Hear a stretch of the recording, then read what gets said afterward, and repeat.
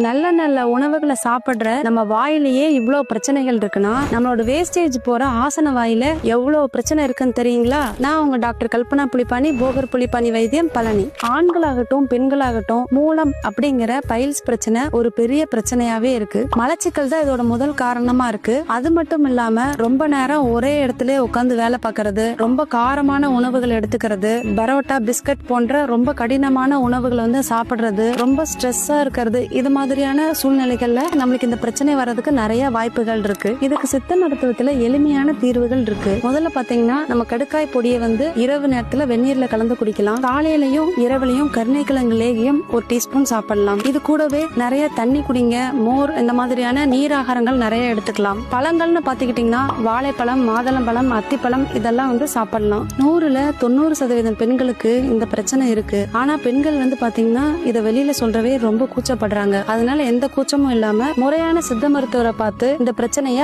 ஆரம்பத்திலே சரி செஞ்சுக்குங்க. இந்த மாதிரியான சிம்பிள் டிப்ஸுக்கு நம்ம சேனலை ஃபாலோ பண்ணிக்கோங்க. தேங்க்யூ.